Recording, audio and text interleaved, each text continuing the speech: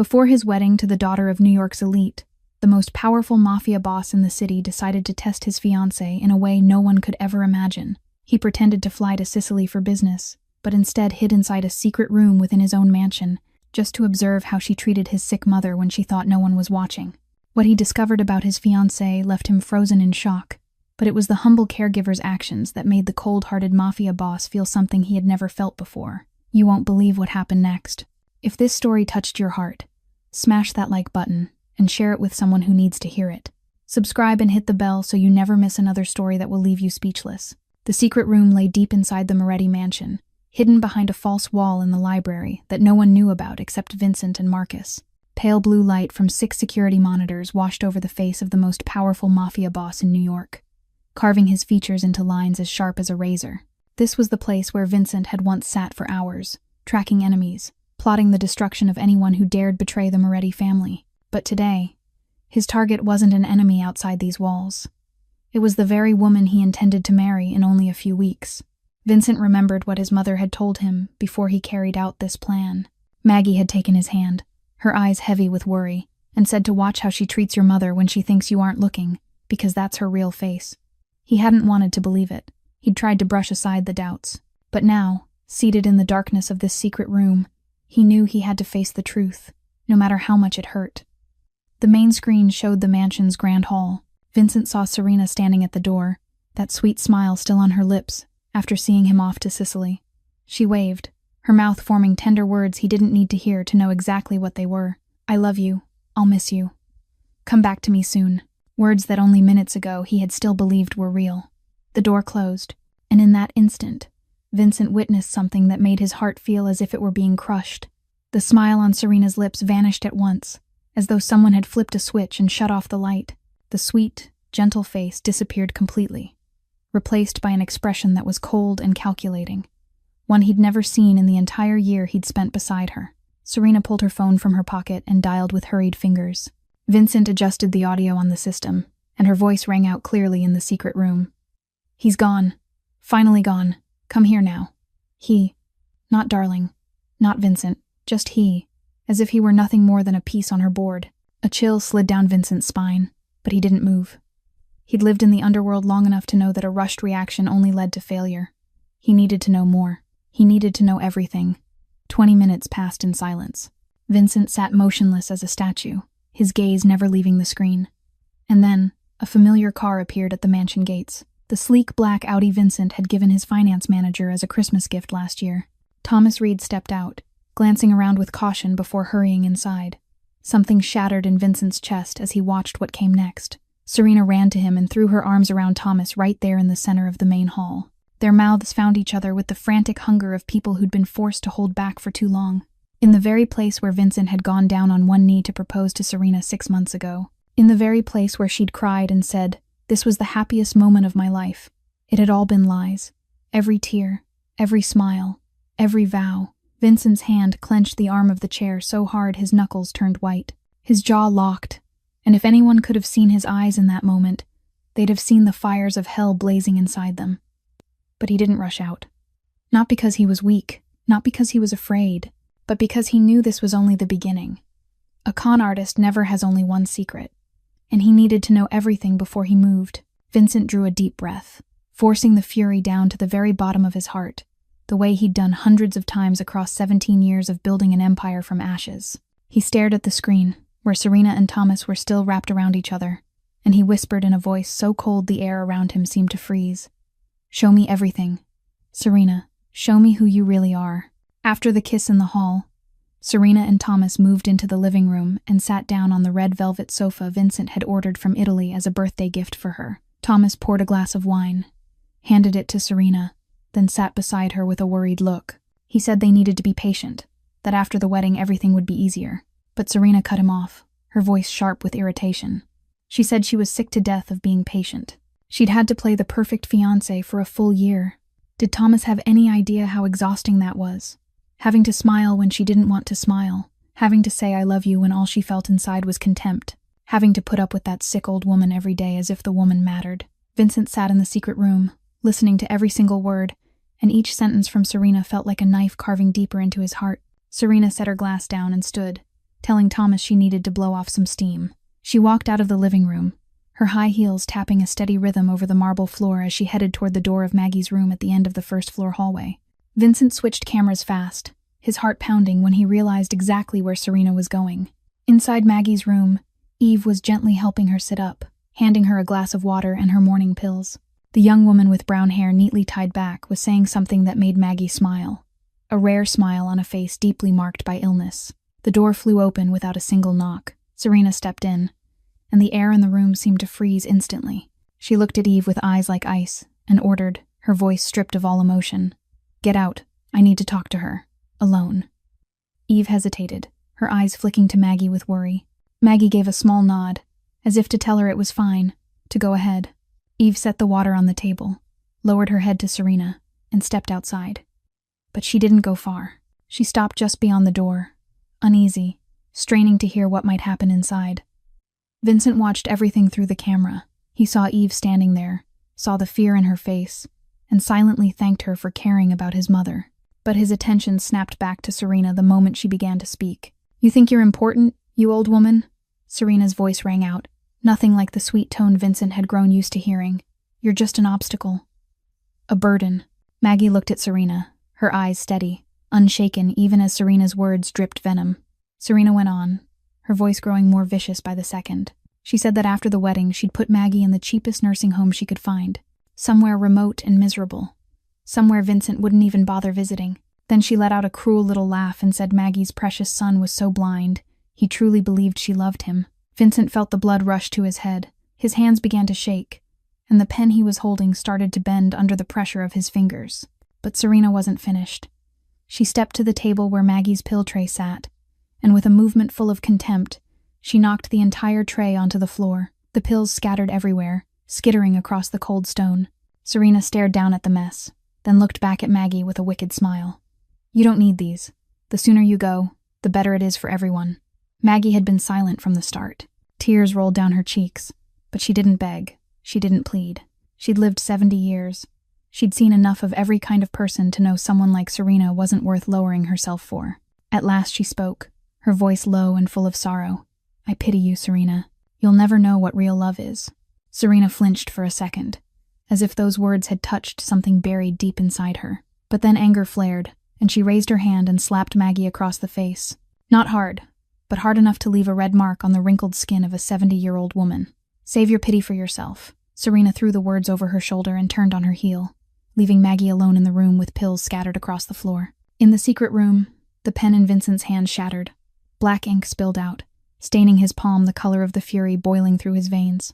His whole body trembled, not from fear, but from a rage he'd never felt in 17 years as a Mafia boss. He whispered, his voice so cold the air around him seemed to turn to ice. "She dared to lay a hand on my mother."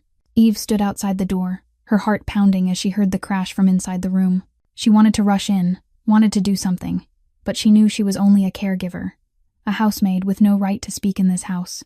The sharp click of high heels on the floor told her Serena was coming out. Eve quickly lowered her head, avoiding the gaze of the powerful woman. Serena walked past her without even looking, as if Eve were nothing more than an invisible object on the side of the road. But Eve felt the cold air that seemed to radiate from her, the cold of a heart without humanity. She waited until Serena's footsteps faded and disappeared at the end of the hallway, then immediately pushed the door open and stepped into Maggie's room. What she saw made Eve's heart feel as if it were being squeezed shut. Maggie sat on the bed, tears streaming down her cheeks, the red mark on her cheekbone still stark and fresh. On the floor, pills lay scattered everywhere, rolled beneath the bed, into the corner by the cabinet, into every place they could have bounced. Eve didn't say a word. She silently knelt on the cold stone and began picking up each pill one by one. Her hands carefully wiped each tablet clean with the hem of her blouse, checking whether any were cracked or ruined. These pills were Maggie's lifeline, what helped her fight Parkinson's disease as it slowly stole her control over her own body. Eve couldn't let a single one go to waste. In the secret room, Vincent watched through the camera, and the fury inside him suddenly eased, replaced by a strange feeling he couldn't name. He saw the young woman kneeling on the cold floor, gathering each pill, as if it were a precious gem. He saw her hands gently wiping them, one by one, without a complaint, without a sigh. Serena had knocked them down in a single second with contempt.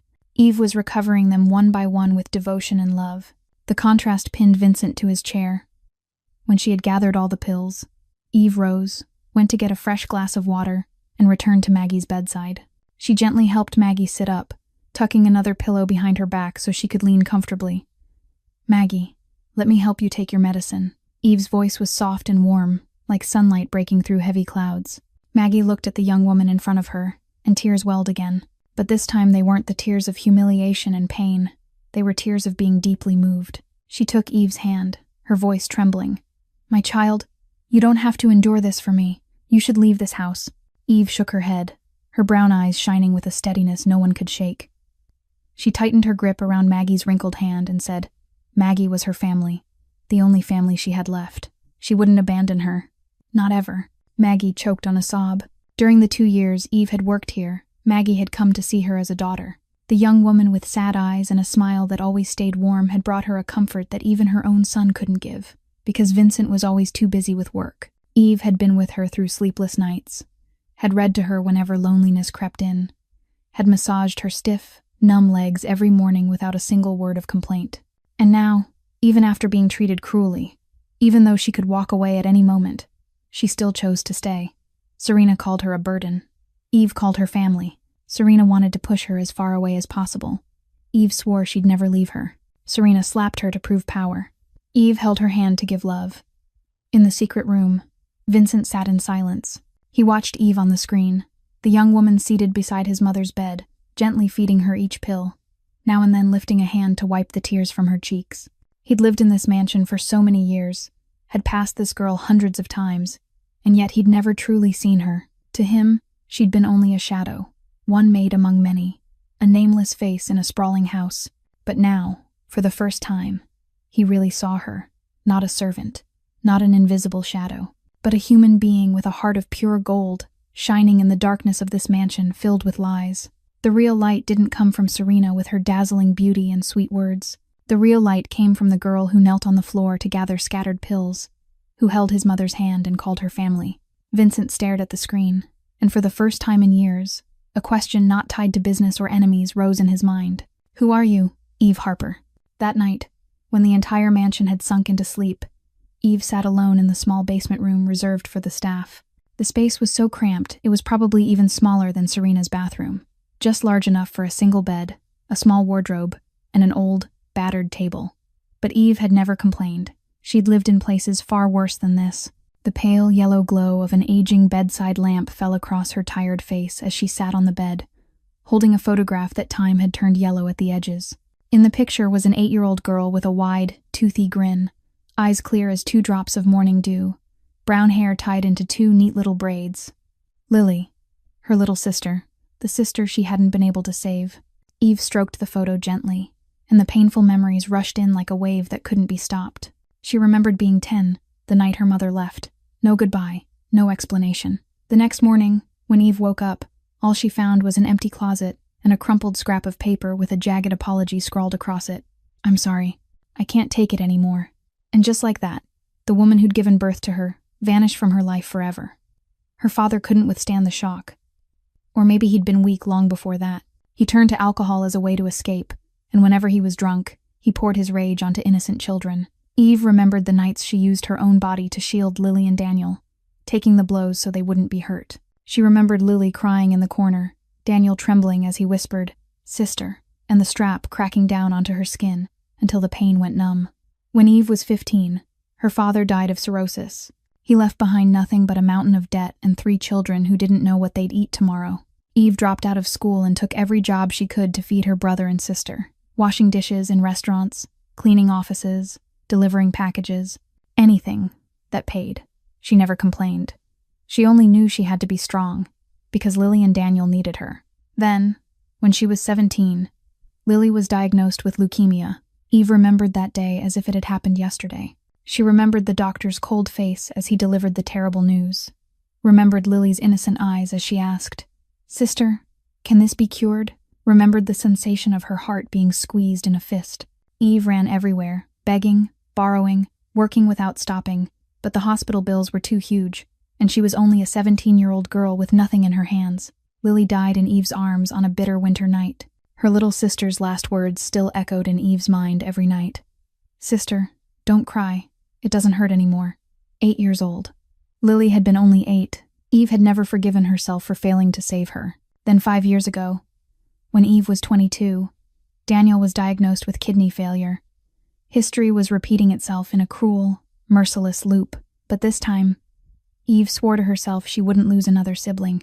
No matter what it took, no matter what she had to endure, she would save Daniel. That was why she'd come here, working in the Moretti mansion for a salary higher than anywhere else would pay. Even if she had to endure Serena's contempt, even if she had to live in this cramped little room, as long as she could cover Daniel's medical bills. Eve set the photograph down and picked up her phone, dialing a familiar number. After a few rings, Daniel's weak voice came through. "How are you feeling today, Danny?" Eve asked, fighting to keep her voice steady. "I'm fine, sis. Don't worry about me. How's your job?" Eve smiled even though Daniel couldn't see it. "Everything's fine. I'll come see you this weekend, okay?" After she hung up, Eve sat still in the darkness. The smile on her lips slowly faded, and tears began to roll down her cheeks. She cried without making a sound, the way she'd cried for 10 years. Alone, in the dark, unseen, unheard. In the secret room, Vincent sat motionless before the screens. His sound system had captured the entire call and Eve's muffled sobs. He heard it all, and for the first time in many years, the heart of New York's coldest mafia boss tightened with pain. Not because of Serena's betrayal, but because of the crying of a girl carrying the whole world on her small shoulders. He wanted to step out of this room, wanted to go to her, wanted to tell her she wasn't alone, but he couldn't. Not yet. Not now. Vincent stared at Eve's image as she cried alone in the dark room, and whispered in a voice full of aching sorrow, "What have you been through, Eve? How can someone so broken still shine so brightly?" The second day since Vincent had pretended to leave for Sicily. That morning, Serena walked into Maggie's room to check on her, as part of a new, cruel routine she'd begun to enjoy. She wanted to make sure the hateful old woman was growing weaker without her medication. But when she saw Maggie propped against the headboard, her complexion healthier than it had been yesterday, Serena understood immediately that something was wrong. She strode to the bedside table, opened the pillbox to inspect it, and realized the number of tablets had dropped by exactly the proper dosage. Someone had defied her order. Someone had dared to do what she'd forbidden. Serena's anger flared in her chest like gasoline catching fire. She spun on her heel to find the person who dared challenge her authority, and it didn't take long to uncover the culprit. That afternoon in Maggie's room, Eve was kneeling beside the bed, gently massaging Maggie's numb legs. Her hands moved slowly, pressing into points that helped the blood flow more freely, a skill she'd taught herself from books so she could care for Maggie better. Maggie's eyes were closed, her face loosening into a rare moment of comfort. The door flew open with a violent bang. Eve startled and turned, and her heart sank when she saw Serena standing there with a face like ice and eyes blazing with hatred. Serena stepped inside, shut the door behind her, and advanced toward Eve with slow, threatening steps. "You gave her the medicine, didn't you?" Serena hissed like a venomous snake, each word dripping contempt. Eve rose to her feet and faced the woman in front of her. She knew what was coming, but she didn't run. She'd run too much in her life already. "Maggie needs her medication. It's my job to care for her." Eve's voice was calm, not a tremor of fear in it. Serena let out a thin laugh, a cold sound without warmth. Then, without a single warning, she raised her hand and struck Eve across the face with a slap that landed like lightning. The sound cracked through the quiet room like thunder. Eve's head snapped to the side from the force, her cheek burning, and she could taste blood where the corner of her mouth had split. "You're just a servant. Know your place," Serena screamed, her finger stabbing toward Eve's face. Maggie made a choked sound on the bed, trying to say something, but Serena whipped around and glared at her, forcing her into silence. In the secret room, Vincent surged out of his chair. His body went taut like a wire pulled to its breaking point, every instinct in him screaming to rush out, to protect her, to tear that woman apart. But Marcus's voice came through the earpiece. "Not yet, boss. We need more evidence." Vincent ground his teeth, his nails biting deep into his palm until blood began to seep out. He stared at the screen, where Eve was touching her burning cheek. But what shocked him was that she didn't cry. She didn't step back. She didn't bow her head. Eve looked straight into Serena's eyes, and in her brown gaze there was something Serena had never seen in any servant, an unbreakable resilience. "Hit me if you want. I won't hit you back, but I also won't stop caring for Maggie." Eve's voice carried through the room, strangely steady. Serena jolted. She was used to people fearing her, used to heads lowering before her power. But this girl, this ordinary caregiver, dared to look her in the eye as if she were nothing at all. Before Serena could react, Eve spoke again. "I've been hit before, by people far more terrifying than you. It didn't break me then, and it won't break me now." Serena took a step back, as if Eve's words had physical force. She couldn't understand how someone could be struck and still stand tall, still look into the eyes of the person who'd struck her without a hint of fear. It was beyond the comprehension of someone who'd never known real hardship. "You'll regret this," Serena gritted out. "After the wedding, you'll be the first one I throw out of this house." Eve nodded, not shaken in the slightest. "Then I'll care for her until that day." Serena had nothing else to say. She turned and walked out, slamming the door behind her. But inside her, a feeling of unease began to spark to life. There was something about that girl that frightened her, a kind of strength money and power couldn't buy. In the room, Maggie looked at Eve with eyes full of tears.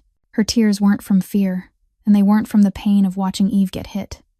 They were tears of pride, of admiration for the young woman in front of her. She whispered, her voice trembling with emotion, "That girl has more courage than anyone I've ever known."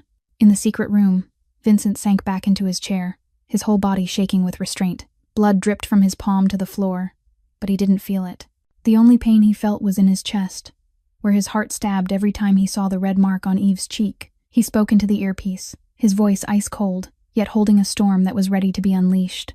"If she lays a hand on Eve one more time, I don't need any more proof. I'll kill her myself." Marcus was silent on the other end. He'd worked for Vincent long enough to know his boss never said things like that lightly.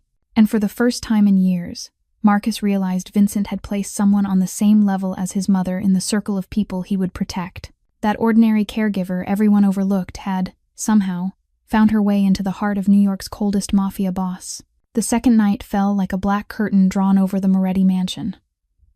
When everyone had retreated to their private rooms and the house sank into silence, Serena and Thomas found each other again in the living room. They didn't know that every corner of this room held hidden cameras.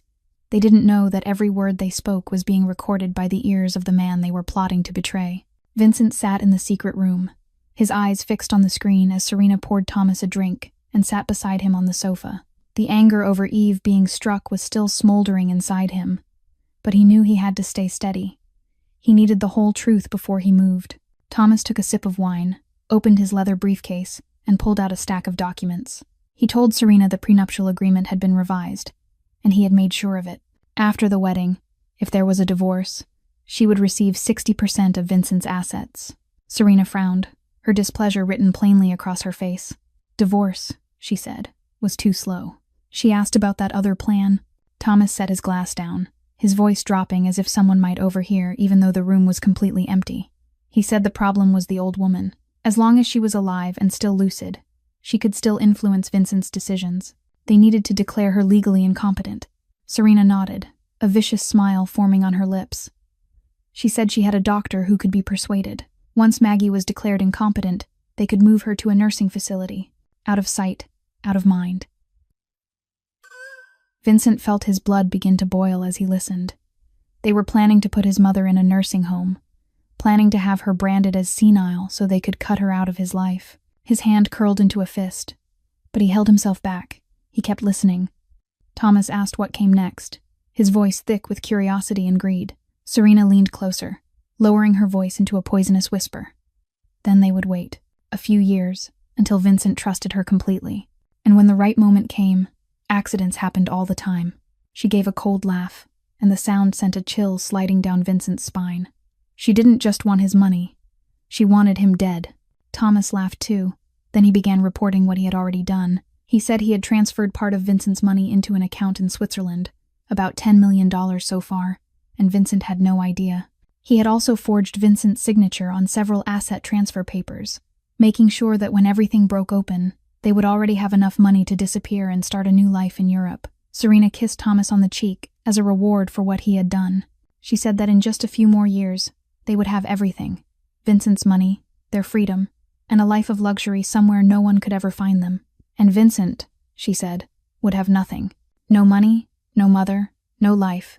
In the secret room, Vincent sat very still. Everything he had just heard hit him like icy water thrown straight into his face, and at the same time like a flame burning away the last scraps of illusion he still carried about the woman he had planned to marry. He had already known Serena was betraying him with Thomas. He had already known she treated his mother with cruelty. But he hadn't expected their conspiracy to run this deep, to be this ruthless. They didn't just want his money. They wanted to destroy his mother. They wanted to kill him. They wanted to steal everything he had built over 17 years. Vincent stared at the screen where Serena and Thomas were still laughing, still mapping out wicked plans they believed would never be discovered.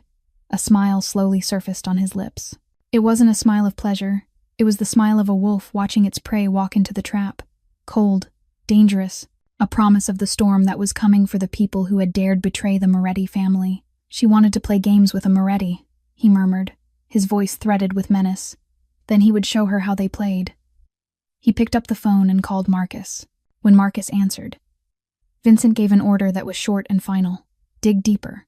Find out everything about Serena Blackwood. Everything.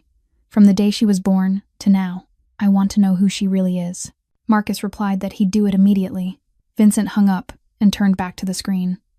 Serena and Thomas were still there, unaware that their fate had already been decided. They thought they controlled everything, thought Vincent was nothing but a foolish victim waiting to be slaughtered. But they were wrong. They had chosen the wrong opponent, and in Vincent Moretti's world, traitors had only one ending. The third day at the Moretti mansion began with an urgent call from Marcus. Vincent was sitting in the secret room, watching Serena through the cameras when his phone vibrated. He saw Marcus's name on the screen and answered at once. Marcus's voice on the other end came out tight and urgent. Nothing like his usual calm. Boss, I've got important information. Very important. I think you need to hear it right now. Vincent leaned back in his chair, his eyes never leaving the camera feed. Say it. Marcus drew a long breath before he continued, as if even he couldn't quite believe what he was about to say. Boss, Serena Blackwood doesn't exist. Vincent frowned, not understanding. What do you mean? Marcus's tone turned even more serious as he explained. The real Serena Blackwood died in a car accident in Europe 5 years ago. The woman in your house, the one you were planning to marry. Her real name is Serena Miller. Vincent felt as if someone had driven a fist straight into his stomach. He went still, said nothing, and let Marcus keep talking. Marcus said Serena Miller was born in a slum on the outskirts of Chicago. Her father was a professional con man who taught her every trick when she was still a child. She grew up on lessons about forging documents, about stepping into someone else's skin, about manipulating minds to take money and property. 5 years ago, Serena Miller discovered that Serena Blackwood, the only daughter of a wealthy but reclusive family in New York, had died in an accident in France. That death wasn't widely announced because the Blackwood family wanted it kept private. Serena Miller saw an opening. She stole the identity, the papers, the entire history of the real Serena Blackwood. She appeared in New York as a Blackwood heiress, returning after years of studying in Europe. Marcus paused, then added something that shocked Vincent even more.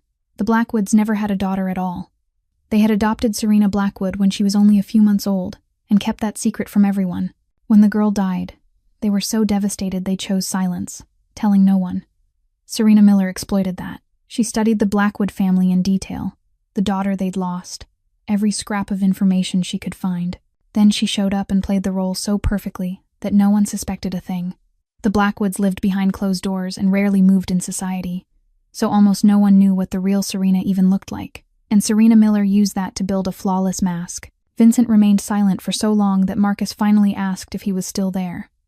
I'm here, Vincent said at last, his voice low and cold as ice. He stared at the camera feed where Serena sat in the living room, scrolling through her phone, looking utterly carefree. She had no idea that the shell she'd spent 5 years building had just been stripped down to nothing. A bitter taste rose in Vincent's throat. He was a mafia boss. A man who'd survived countless wars in the underworld. A man who didn't trust easily. And yet he'd been fooled. Fooled by a professional fraud wearing the face of a polished heiress. He'd slept with her, proposed to her, planned to make her his wife. And it had all been theater. A carefully staged con meant to steal his wealth and, in the end, his life. Vincent drew a deep breath, letting the anger settle into something colder, sharper, more dangerous.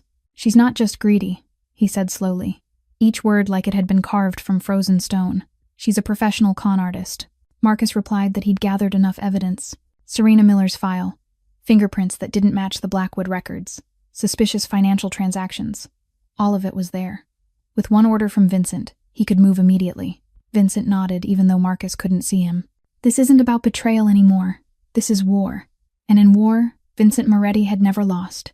He spoke into the phone, his voice steady with ruthless resolve. I want her destroyed, Marcus. Completely. Nothing left to crawl back to. Nowhere left to hide. She chose to play with fire, and now she's going to burn. On the afternoon of the third day, Serena began to feel uneasy. She realized that Eve was always close to Maggie, always present whenever Serena went into the old woman's room, as if she was trying to protect something, or worse, trying to eavesdrop on something. Serena wasn't a fool. She'd lived off the craft of deception long enough to know when someone was hiding something, and that small caregiver was hiding a great deal behind those gentle brown eyes. Eve was walking along the first-floor hallway, carrying a dinner tray for Maggie, when Serena suddenly appeared from a shadowed corner. Before Eve could react, Serena seized her by the collar and slammed her hard against the wall. The tray clattered to the floor, but Serena didn't care. Her eyes bored into Eve as if she meant to pierce straight through her soul. I know you've been listening. What did you say to that old woman? Serena hissed through clenched teeth, her voice thick with threat. Eve forced herself to stay calm, even as her heart raced out of control. I don't know what you're talking about. Serena gave a thin smile, a cold sound echoing through the empty corridor. Don't play dumb with me. I've got connections, Eve Harper. I know about your brother. Daniel, right? Kidney failure, waiting for a transplant. Eve jolted. Her eyes widened, and it felt as if someone had driven a knife straight into her heart. Daniel. She knew about Daniel. Serena saw the fear in Eve's eyes and felt satisfied. She'd found the prey's weak spot. She went on, her voice cruel. If you say one word to anyone, I'll make sure Daniel never gets a transplant. I can erase his name from the waiting list. He'll die while he waits. Eve trembled.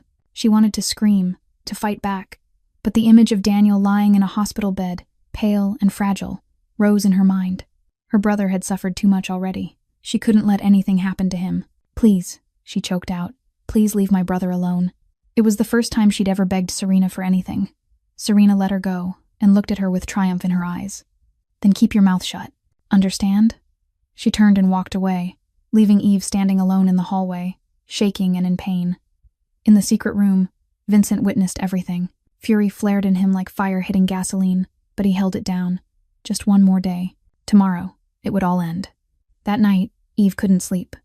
She lay on the small bed in her cramped room, staring up at the black ceiling while her thoughts spun like a storm. She thought of Daniel, the brother she'd sworn to protect at any cost. She thought of Lily, the sister who'd died in her arms because she hadn't had enough money for treatment. She thought of everything she'd lost, everything she'd endured, and wondered if life would ever stop being cruel to her.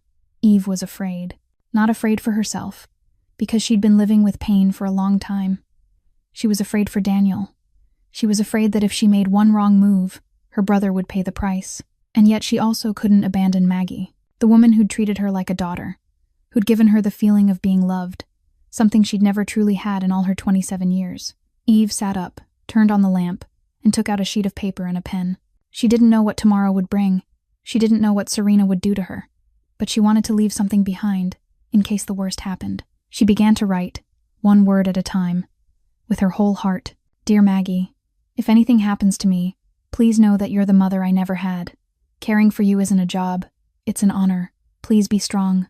I love you, Eve. She folded the letter, placed it in the drawer, and sat in silence in the dark. Tears slid down her cheeks, but she didn't wipe them away. She let them fall, the way she'd let every sorrow fall through her entire life. In the secret room, Vincent watched Eve write the letter through the camera. He couldn't read the words from this angle, but he saw her shoulders trembling, saw tears tracking down her face, saw her fold the letter with shaking hands, and then, as if an invisible force pushed him, Vincent ordered the system to zoom in. He saw the letter in the drawer, saw the crooked lines of handwriting, raw with sincerity. He read every word, and something in his chest suddenly broke apart. Tears, the thing the Mafia boss believed had dried up 17 years earlier when his father was killed, suddenly wet the corners of his eyes. He didn't cry when he discovered Serena's betrayal. He didn't cry when he learned she meant to kill him. But he cried when he read the letter of a small, battered girl preparing for her own death, still thinking only of leaving love behind for someone else. Enough. Tomorrow, I end it all, Vincent whispered, his voice filled with resolve. He picked up his phone and called Marcus. Change the plan. We move tomorrow. Earlier than planned.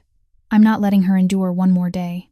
On the morning of the fourth day, 3 days earlier than the original plan, The sound of an engine rolled up outside the gates of the Moretti mansion. The first light of morning had only just touched the garden when Vincent's gleaming black Rolls-Royce slowly turned onto the stone drive. In the dining room, Serena was eating breakfast with Thomas, as she had every day since Vincent left. They'd grown bolder, no longer hiding their relationship inside the house itself, convinced there were still many days before they needed to worry about the boss returning. When she heard that familiar engine, Serena dropped her fork, ran to the window, and looked down into the courtyard. Her face went pale as if she'd seen a ghost. "It's Vincent. He's back early." Thomas shot to his feet, nearly knocking over the coffee on the table. "What? How?" Serena spun toward him, panic blazing in her eyes. "Hide. Now." "Out the back." Thomas didn't need to hear it twice. He snatched up his jacket and bolted for the rear door, disappearing into the back garden in seconds. Serena drew a deep breath, forcing herself to steady. She smoothed her hair, adjusted her silk nightdress, and made her face go calm again. She'd been acting for a year. She could keep acting a little longer. The front door opened and Vincent walked in. He wore a dark gray suit, his black hair slicked neatly back, his handsome face carved as if from marble. To anyone watching, he'd look like a successful businessman returning from a trip. They wouldn't see the Mafia boss holding back a rage that could burn the world to ash. Serena rushed to greet him, her face bright with the smile she'd practiced 1,000 times in the mirror. "My love, you're back so early. I missed you so much." She wrapped her arms around Vincent and kissed his cheek with a flawless imitation of affection. Vincent smiled, his hands settling around her waist the way they always did. But if Serena had been sharper, she would have noticed that the embrace carried no warmth, that the smile never reached his eyes. "I couldn't stay away from you. Sicily is boring without you beside me," Vincent replied, his voice sweet as honey, but cold as ice to anyone who truly knew how to listen. Serena let out a quiet breath of relief. She didn't sense anything wrong. She only saw her fiancé back home, still loving her the way he always had, still blindly trusting her, just as she'd worked so hard to make him do. Vincent kissed her forehead, a gesture he'd done hundreds of times. But this time, while his lips rested against Serena's skin, his eyes shifted toward the rear door, the one Thomas had just fled through. That gaze was ice cold, sharp as a blade, promising a storm about to break over the heads of those who dared betray the Moretti family. They went into the living room, and Serena began asking about his trip to Sicily. She played the perfect soon-to-be wife, attentive and warm, asking about work, the weather, the people he'd met. Vincent answered every question with the calm of a seasoned actor, describing meetings that hadn't happened, meals that didn't exist, scenery he'd never seen, because he'd never left the secret room for 4 straight days. Serena believed every word. She had no reason to doubt him. In her eyes, Vincent was still the wealthy, powerful man who was foolishly in love, ready to trust her without condition. She didn't know that this man had witnessed everything, had heard every word, had recorded every piece of proof, and was waiting for the right moment to strike. That afternoon, Vincent suggested something that made Serena slightly surprised, but not suspicious. "Tonight, let's have a special family dinner," he said, his voice bright with practiced excitement. "You, me, my mother, and Eve too. I want to celebrate coming home safely." Serena's brows tightened at the mention of Eve, but she quickly hid her irritation. "Why Eve? She's only a caregiver." Vincent smiled, a smile Serena couldn't quite read. "Eve took very good care of my mother while I was away. I want to thank her. And besides, she's like family now." Serena swallowed her anger. She hated Eve, hated how the girl was always at Maggie's side, hated the way she looked at Serena with eyes that didn't know fear, but she couldn't refuse Vincent. Not now. Not with the wedding only weeks away. "All right, my love. That sounds wonderful," Serena said, wearing the sweetest smile she could manage. She had no idea this dinner wouldn't be an ordinary family meal. She had no idea it would be her trial. She had no idea that when the sun sank past the New York skyline tonight, the life she thought she controlled would end. And Vincent, standing by the window and looking out over the garden, wore a cold smile Serena couldn't see. Every piece was in place. The board had been set, and the Mafia boss was about to make his final move. On the afternoon of the 4th day, after Serena went to take her nap in her private room, Vincent quietly made his way to Maggie's room. He knocked softly before stepping inside, and the first thing he saw was his mother sitting up in bed, her eyes lighting up the moment she recognized her son. Eve stood beside her, holding a book she'd just been reading aloud. When she saw Vincent, Maggie burst into tears. The tears rolled down her wrinkled cheeks as she opened her arms wide for him. "You're home, my son." Her voice trembled with emotion. Vincent went to the bed and wrapped his mother in a tight embrace. In her arms, he felt like a child again, like the old days when his father was still alive and life hadn't forced him to become a cold mafia boss. He leaned close to her ear and whispered, low enough that only the two of them could hear. "I know everything, Mom. I've seen it all." Maggie pulled back and looked into her son's eyes. There was no surprise there, only relief and an unshakable faith in the son she'd given birth to and raised. "Then you know what you have to do." Her voice was steadier than it had been in a long time. Vincent nodded. He would do what needed to be done. But before he did, there was someone else he had to speak to. His gaze moved to Eve, who stood silent in the corner, trying to make herself as small as possible, as if she didn't want to intrude on a mother and son reunion. And then he saw it. The bruise on her arm, where Serena had grabbed her and slammed her into the wall yesterday. The bruise on her cheek, still slightly swollen from the earlier slap.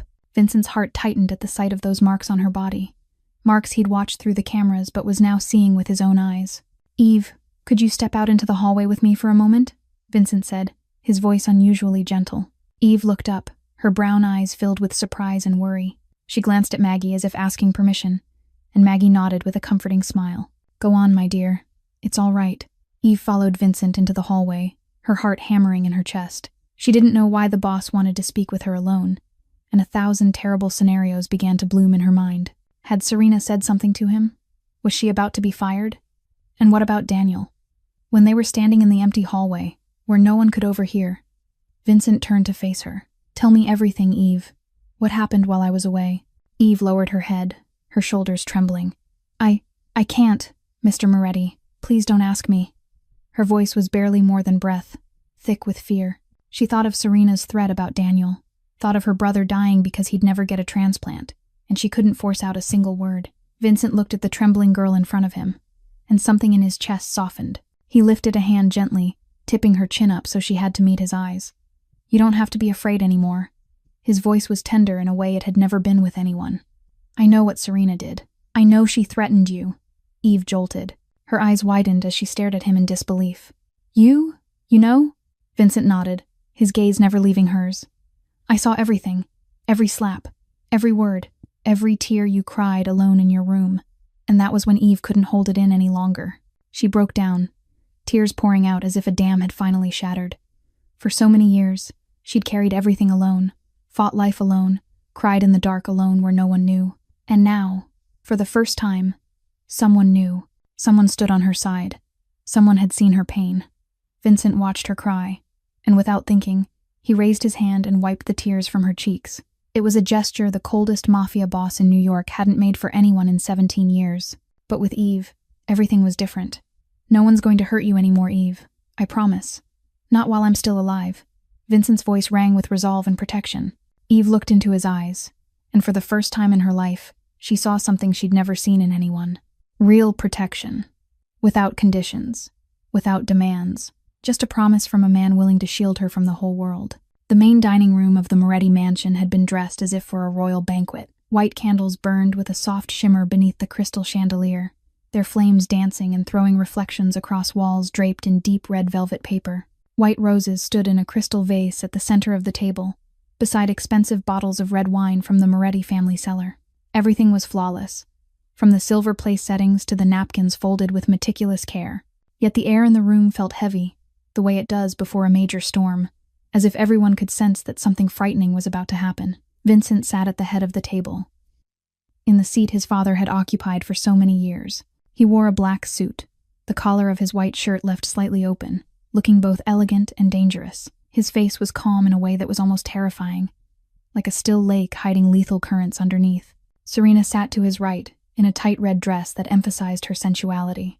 She tried to wear her usual sweet smile, but there was an unease in her eyes she couldn't fully disguise. Thomas Reed sat across from Serena, and that was what unsettled her most. Vincent had invited Thomas to stay for dinner, claiming he wanted to thank him for managing the finances well while he was away. Thomas couldn't refuse, and now he sat there rigid as stone, sweat beading on his forehead even though the dining room was cool with air conditioning. Maggie sat in her wheelchair at one end of the table, silently observing everything with the clear sight of a woman who'd lived 70 years. She knew something would happen tonight, and she was ready. Eve stood nearby, prepared to serve the meal as always. She wore the simple uniform of a housemaid, a white blouse and black trousers, her brown hair tied neatly at the nape of her neck. But before she could pour wine for anyone, Vincent spoke. "Eve, sit down." His voice wasn't a request, it was an order. Eve blinked, looking at him with confusion. "But I need to serve." Vincent shook his head. "Tonight, you're a guest. Sit down." Serena couldn't hide the irritation that flashed across her face. She turned to Vincent with practiced confusion. "Vincent, why is the maid sitting at our table?" Vincent looked at Serena, and for a single moment his eyes turned so cold that she had to swallow. "Because I want her here.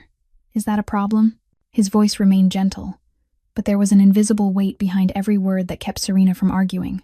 "No, of course not," she said, forcing a smile that looked more like a grimace. Eve sat in the chair Vincent indicated, across from Maggie. Maggie looked at her and gave a small nod, a silent reassurance that everything would be all right. The meal began under a silence so tight it felt suffocating. The servers brought each course, and everyone ate without speaking, the only sound the faint clink of cutlery against porcelain. Thomas was sweating through his clothes, his hands shaking so badly he nearly dropped his fork. He didn't dare look at Vincent, didn't dare look at Serena. He only stared down at his plate as if it were the most fascinating thing in the world. Vincent broke the silence with mild questions, but each one landed like a blade in the hearts of the guilty. He asked about his trip to Sicily, forcing Serena to act interested. He asked about Thomas's work, forcing him to answer in a trembling voice. He asked about his mother's health while he'd been away, and that question made Serena's face go pale for a single second before she recovered. When the main course ended, Vincent rose slowly, holding a glass of red wine in his hand. Every gaze turned toward him. "I've got a special presentation for all of you tonight," he said, his voice carrying through the silent room. A celebration of honesty. A chill slid down Serena's spine. Something was wrong. Something was very wrong. But before she could say or do anything, Vincent pressed the button on the remote in his hand. The large television mounted on the wall lit up, and the first image that appeared made Serena's blood turn to ice. It was her and Thomas, wrapped around each other in the center of the main hall, in the very place where Vincent had proposed to her 6 months earlier. Serena went white as death. Thomas dropped his fork to the floor with a clatter that rang out in the deadly silence. And Vincent, he only stood there, wearing a smile as cold as ice, his eyes burning the traitors with the fires of hell. The video kept playing on the large screen, and Vincent didn't need to say another word. The images told the story all by themselves. The next scene showed Serena standing in Maggie's room, her face twisted with hatred as she screamed at the 70-year-old woman. "You think you're important, you old woman. You're just an obstacle, a burden." Serena's voice on the video rang out clearly in the dead-quiet dining room. The real Serena, the one sitting at the table, went paler and paler as if all the blood were draining out of her body. She wanted to say something, wanted to explain, but the video gave her no mercy. The image shifted to Serena, knocking Maggie's pill tray onto the floor, then slapping her across the face. "Save your pity for yourself." Eve lifted her eyes to the screen, her heart tightening as she was forced to watch Maggie being treated with such cruelty again. Maggie sat silent in her wheelchair, her face expressionless, as if she'd been bracing for this moment for a long time. The video continued. This time it showed Serena slapping Eve hard in Maggie's room. "You're just a servant. Know your place." Serena began to tremble. Her hands clenched the napkin in her lap, trying to hold back the panic rising in her chest. But the video didn't stop. It went on to show her and Thomas in the living room, talking about stealing Vincent's assets. After the wedding, if there's a divorce, you'll get 60% of his property. Then came the scene of them discussing declaring Maggie legally incompetent. And finally, the line that froze the entire room. "Accidents happen all the time." Serena's voice in the video laughed, cold and sharp. Thomas couldn't take it anymore. He sprang up so fast his chair crashed to the floor with a bang, and he lunged toward the door. But at that exact moment, the dining room doors opened. Marcus walked in, followed by 6 large men in black suits, their faces cut from ice. They moved fast, surrounding the room and sealing every exit. Thomas stopped short like a deer caught in headlights, his face white as paper.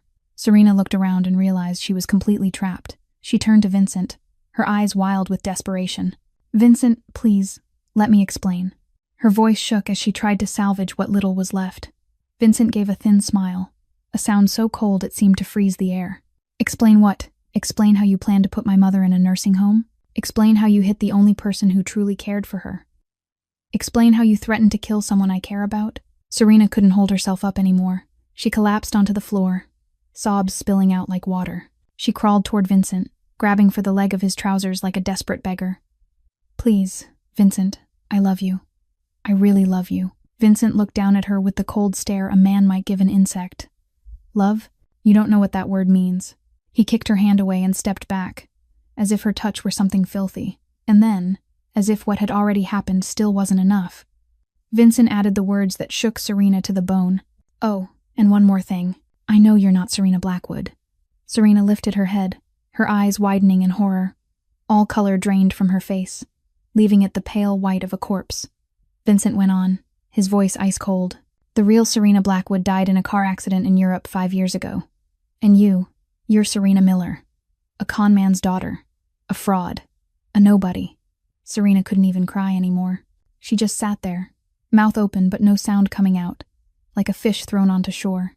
Everything she'd built for 5 years, the flawless mask she'd worked so hard to create, all of it collapsed in a single night. Thomas saw Serena exposed completely and understood there was no escape.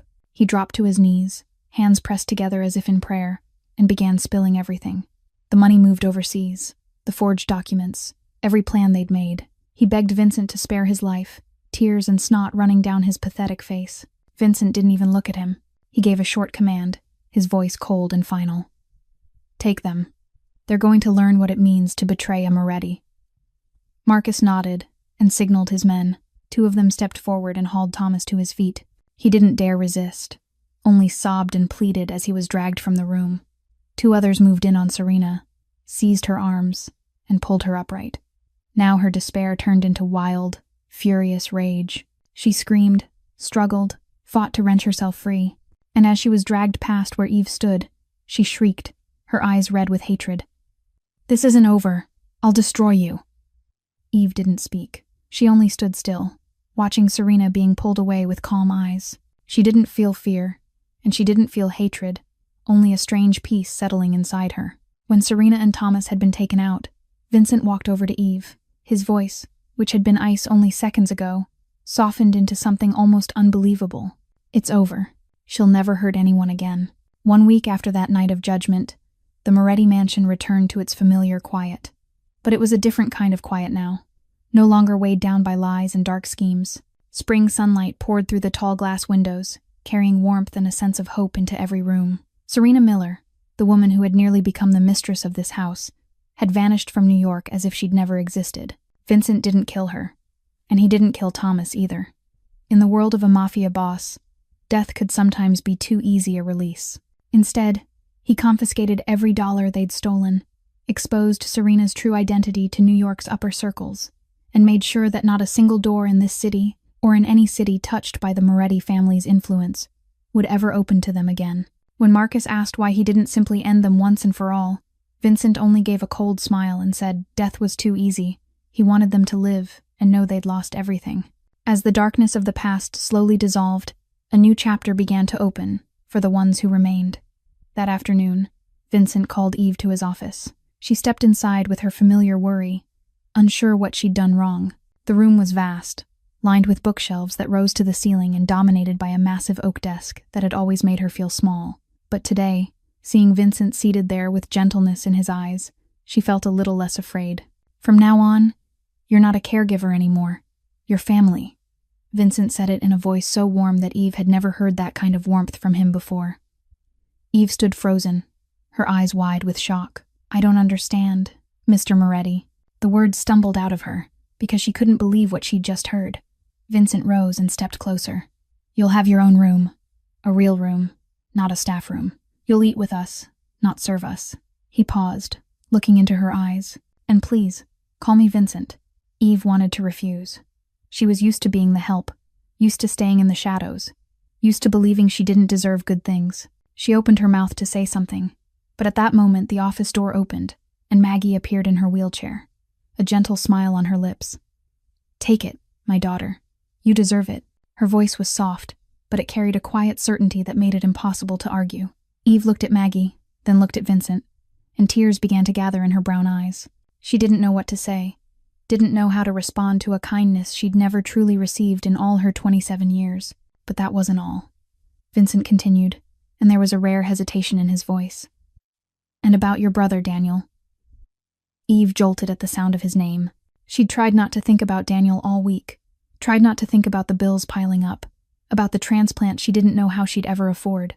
Vincent met her gaze and went on. Every hospital bill has been paid. He's been transferred to the best hospital in New York, and they've found a matching kidney donor. The transplant will happen in 2 weeks. Eve couldn't believe what she was hearing. She stared at Vincent with tears in her eyes, her mouth open but no sound coming out. Daniel would be saved. Her brother, the only family she had left, would live. Who did this? She finally managed, her voice breaking with emotion. Vincent didn't answer. He only gave a small, mysterious smile and turned away to look out the window as if the question didn't matter. But Eve understood anyway. She knew who had done it. She knew who had saved her brother. And she couldn't find words big enough to thank him, because no thank you could ever be enough. Maggie opened her arms, and Eve went to her, dropping to her knees beside the wheelchair and letting Maggie pull her close. "You're our family now, my daughter. You always have been," Maggie whispered, her hand stroking Eve's hair.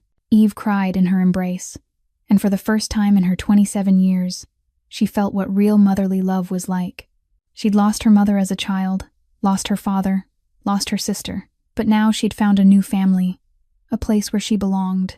Vincent stood by the window, watching the two women hold each other. A faint smile touched his mouth, an honest smile the cold Mafia boss had forgotten for a very long time, and in that moment, he knew he'd done the right thing. Not because he'd taken revenge on Serena, but because he'd given happiness to someone who truly deserved it. It was very late at night, when the entire mansion had fallen asleep, and only moonlight streamed through the tall glass windows. Vincent moved quietly to Maggie's room, tapped softly, then stepped inside. She still wasn't asleep, as if she'd known her son would come. Vincent pulled a chair up beside his mother's bed and sat down, the way he used to when he was 10 years old, on the nights he couldn't sleep and came to her for comfort. Maggie looked at him with eyes full of love and understanding. She knew Vincent hadn't come only to check on her. Something was weighing on him, and she could guess what it was. "You've been watching her, haven't you, Eve?" Maggie spoke first, her voice gentle and warm. Vincent lifted his head, a flicker of surprise in his eyes. He stayed quiet for a long moment before he answered. "Am I that obvious?" Maggie laughed, a soft, affectionate sound. "A mother always knows. It's instinct." Vincent let out a slow breath, leaned back in the chair, and stared up at the ceiling. He didn't know how to put into words what was happening inside him. For 17 years, he'd built a wall around his heart and let no one in. And now a small young woman with sad eyes and a warm smile had found a way to break through that wall without him even realizing it. "I don't know what I'm feeling anymore, Mom. After what happened with Serena, I don't know if I can trust anyone again." His voice dropped, thick with uncertainty and hesitation. Maggie reached out and took his large hand in hers. Her hand was wrinkled and trembling from illness, but its warmth flowed into Vincent like an invisible strength. "Serena was a mirror, my son. She only reflected what you wanted to see." Maggie spoke slowly, each word carrying the wisdom of a woman who'd lived 70 years. "But Eve is a window. She shows you exactly who she is, even the parts that are broken." Vincent fell silent, turning his mother's words over in his mind. He thought of Serena, of the false perfection she'd built, of how he'd blindly believed what he wanted to believe. Then he thought of Eve, of how she cried alone in the dark, of how she knelt to pick up every pill, of how she stood straight in front of Serena even after being slapped. Eve wasn't perfect, she was broken, and she'd suffered too much. But that brokenness made her more real than anyone he'd ever met. "But what if I hurt her? What if I don't know how to love anyone?" Vincent asked, his voice filled with worry. This was his deepest fear, that he'd lived in darkness so long he no longer knew how to love. Maggie smiled and squeezed his hand tighter. "The fact that you're asking that question already proves you love her. Vincent, a man who doesn't care wouldn't ask whether he might cause someone pain." Vincent felt something warm spread through his chest, as if his mother's words had lit a lamp in the darkness he'd lived in for so many years. He stood, bent down, and kissed his mother's forehead. Before he could leave the room, Maggie spoke again, her voice rising softly in the still night. "I told you to watch how she treated me when she thought no one was looking. You did, and you found something real. Don't let fear steal it from you." Vincent paused at the doorway and looked back at his mother one last time. He nodded, and in his heart, a decision had been made. In the weeks that followed that night of conversation with his mother, Vincent changed in ways even he didn't fully notice. He began spending more time at home, fewer meetings, fewer late nights in his office. Marcus noticed the shift and only smiled, saying nothing. Maggie noticed too, and in her heart she quietly thanked fate for bringing Eve into their family. One early summer morning, when warm golden sunlight filled the garden behind the mansion, Vincent stepped onto the balcony and saw Eve watering Maggie's flowers. She wore a simple floral dress, her brown hair tied up high, exposing the soft curve of her neck. She was smiling, talking to the flowers as if they could understand her, and her laughter was clear and bright, like wind chimes. Vincent stood there, not wanting to break the peace of the moment. He only watched, and realized that for the first time in many years, he felt this calm, as if every darkness in his life dissolved when he saw her smile. Eve seemed to sense someone watching. She turned, and her brown eyes met Vincent's gaze from the balcony. Her cheeks flushed red like ripe apples, and she quickly bent down, pretending to focus on the flowers, not daring to look up again. Vincent smiled, a smile he didn't know he still had in him. Family dinners became a new habit at the Moretti mansion. Vincent, Maggie, and Eve sat around the table, not in the grand formal dining room, but in the warm kitchen under soft yellow light. One night, while they ate, Vincent asked Eve about her life, about what she liked, about her dreams. Eve grew flustered, her hands fidgeting with her napkin. No one had ever asked her those things. For 27 years, she'd only known work, endurance, survival. Dreams were a luxury she hadn't dared to imagine. "I've never really thought about dreams. I've been too busy surviving." Her voice was quiet, not complaining, simply telling the truth. Vincent looked at her, his eyes gentle in a way only his mother had ever seen. "Then it's time you start dreaming." He said it like a promise, like a commitment that he would give her the room to dream. One late night, when the mansion had fallen asleep, Eve couldn't sleep. She climbed up to the rooftop where she could see all of New York glittering with lights. She didn't expect she wouldn't be alone. Vincent was already there, leaning against the railing, looking out into the distance as if he were searching for something in the dark. "You can't sleep either?" he asked when he noticed her, his voice quiet in the still night. Eve nodded and came to stand beside him. They didn't speak for a long time. They simply stood together in silence, watching the city lights flicker like a million stars fall into earth. And then, in that moment, their hands brushed. No one knew who touched first. No one knew whether it was accidental or intentional. But when their fingers met, neither of them pulled away. They left their hands there, feeling each other's warmth in the cool night air. "Why are you so good to me, Vincent?" Eve finally asked, her voice a whisper carried by the wind. Vincent turned to look at her. Moonlight fell across Eve's face, highlighting the clear brown of her eyes and the gentle lines of her features. In that moment, he thought she was the most beautiful woman he'd ever seen. "Because you showed me what real kindness looks like, and I want to learn from you." His answer was so sincere it made Eve's heart miss a beat. They stood there, looking into each other's eyes in silence. No more words were needed. They both knew something was changing between them, something beautiful and precious taking shape. Slowly, from moments this small. A month had passed since that night on the rooftop. Daniel had received his kidney transplant successfully and was recovering well in the hospital. Eve was happier than she'd ever been, watching her brother smile, hearing his voice grow stronger with each passing day. But Vincent noticed that in her brown eyes there was still a deep sorrow that never fully disappeared, an old wound that had never truly healed. And he knew that sorrow had a name: Lily. One weekend afternoon, when warm golden sunlight filled the mansion, Vincent went to Eve with an unexpected offer. "There's a place I want to take you today." Eve was surprised, but she nodded. She'd learned how to trust Vincent, to trust the protection and warmth he'd brought into her life over the past months. The gleaming black Rolls-Royce glided through New York's streets, away from the noisy heart of the city, heading toward a quieter stretch of suburb. Eve watched through the window, not knowing where they were going, but she didn't ask. She trusted Vincent. When the car stopped, Eve looked out and felt her heart miss a beat. In front of her was a cemetery, rows of white headstones resting in silence beneath the shade of ancient oak trees. She turned to Vincent, her eyes full of questions and a flicker of worry. Vincent didn't explain. He simply stepped out, walked around to her side, and opened the door for her. In his hand was a bouquet of pure white flowers she hadn't seen him prepare. He took her hand and guided her along paths of pale gravel, past quiet headstones, until they stopped before a small grave beneath the shadow of a cherry tree. Eve read the name on the stone and her knees nearly gave out. Lily Harper, 2009 to 2017. Forever in our hearts.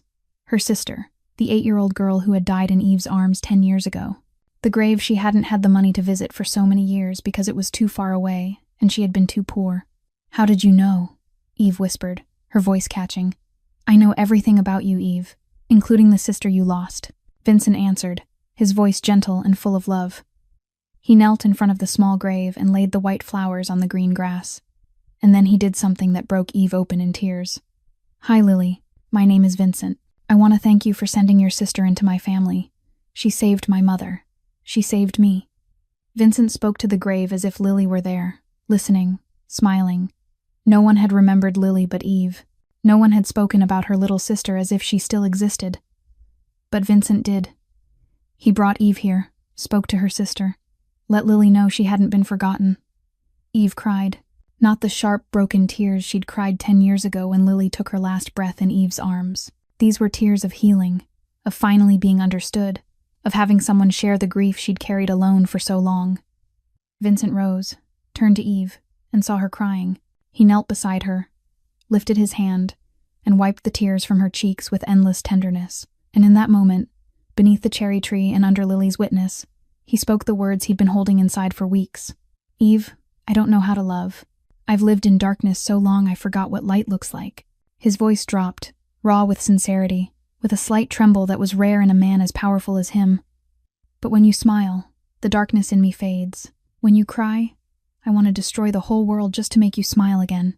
He kept talking, his eyes never leaving her tear-filled brown gaze. "You're the light I don't deserve, but I'm willing to spend my whole life becoming worthy of you."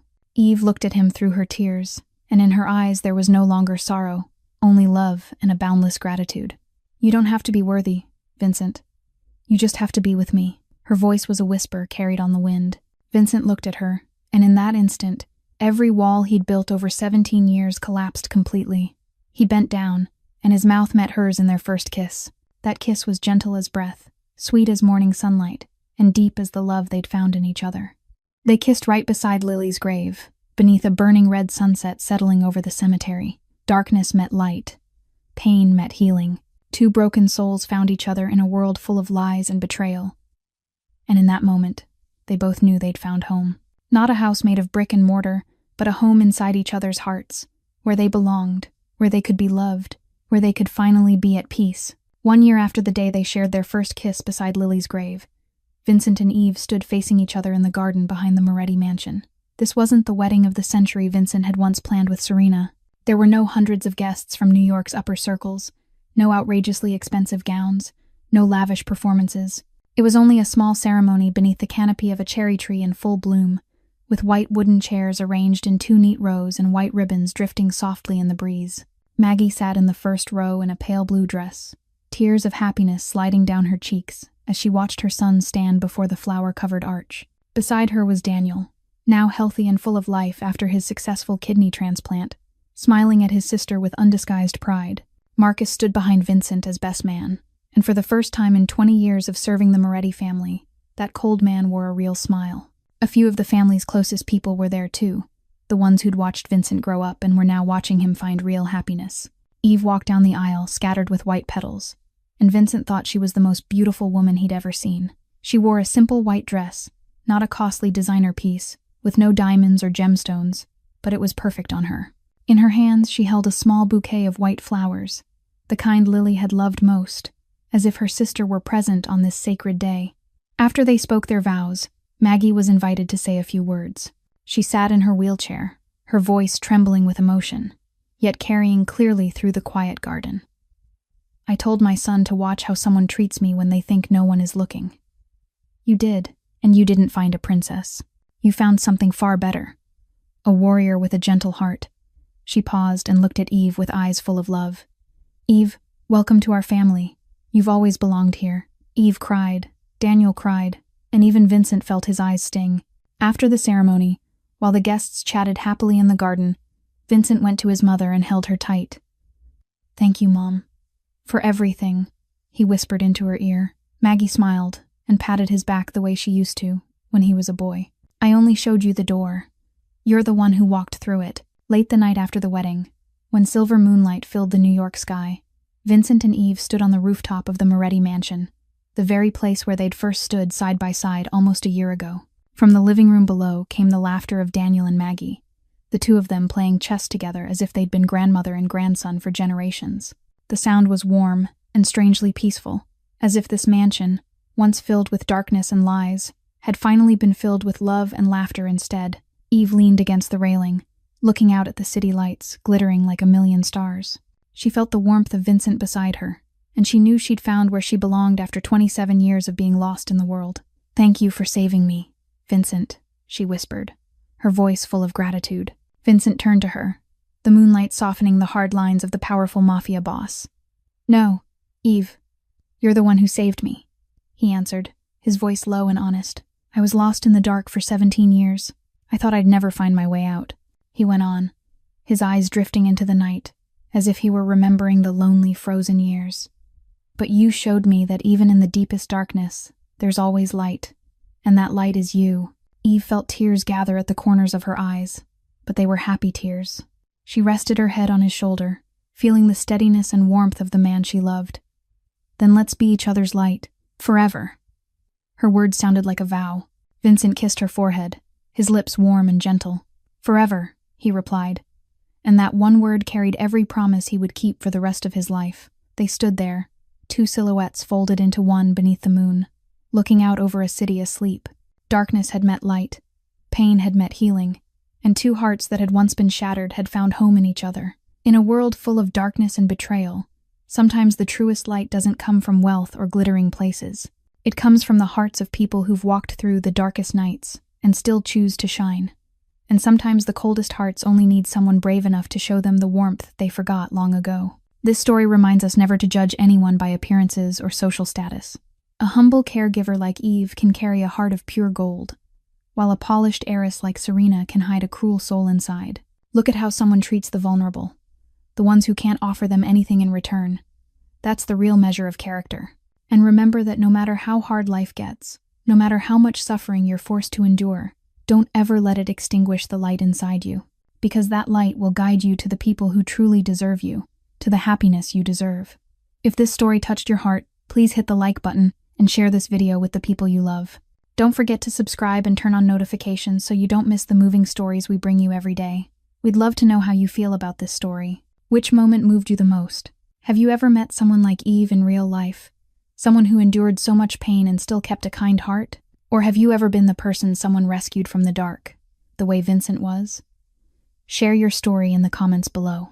We're always listening, and we truly value every share that comes from the deepest part of your heart. Finally, we wish all of you watching this video good health, a joyful life, and peace in every day. Thank you for being with us. Goodbye, and we'll see you in the next video.